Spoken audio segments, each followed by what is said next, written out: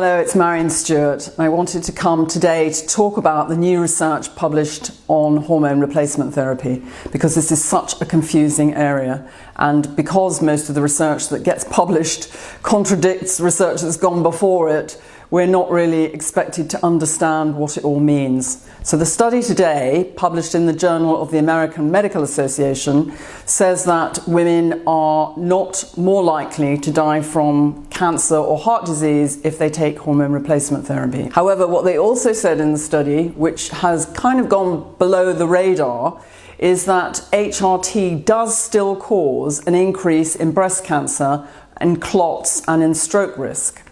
But the researchers, led by Professor Manson, have actually said this is counterbalanced by the fact that women are less likely to get fractures and diabetes on HRT, and so this balances out. Well, in my view, and having treated women for over 25 years using the non-drug approach, what they failed to take into consideration is that you can prevent fractures, you can create new bone by using naturally occurring estrogen and exercise and lots of other measures that have been also published in medical research.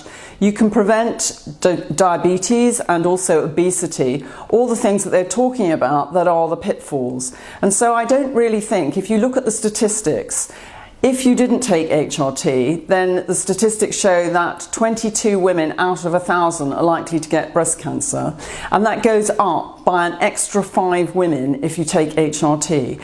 Well, it doesn't sound like a lot, but if you're one of those 5 women, it's going to mean an awful lot to you, and I certainly wouldn't want to be one of those 5 myself, which is why I'm making this film. I just want women to know that they don't have to take HRT. Of course they can if they want to, but there are lots of other choices. HRT really isn't thought to be a lifetime treatment anymore, but certainly the NICE committee, which is very reputable and has got a lot to say about menopause, in Appendix 8 of their latest research report says that the natural approach using complementary therapy, diet, exercise and supplements is the best first line approach and also the most cost effective. So rather than taking HRT straight away, you might want to look at using the natural approach. You don't need to feel pressured. The other thing too is that we found with our patients that from surveys, and we've surveyed over 12,000 women, that very often women gain weight with HRT. So they gain in the first year on average 18 pounds, at a time when you're already feeling fat around the middle and already suffering from low self-esteem. The last thing most women want is even more fat around the middle or in other places. And migraine headaches can get worse on HRT too.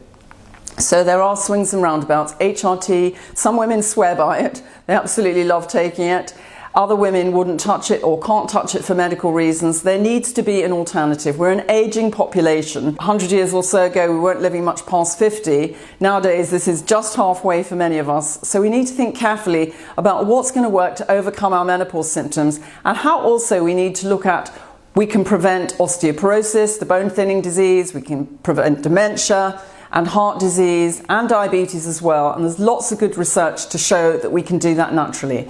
So if you want to have more information about this, please come to my website. You can sign up for my weekly wisdom and get lots more scientific information there too, and I look forward to giving you more insights about menopause if you don't want to go down the HRT route. So good luck with your journey. I hope it turns out really well for you, and thank you for joining me.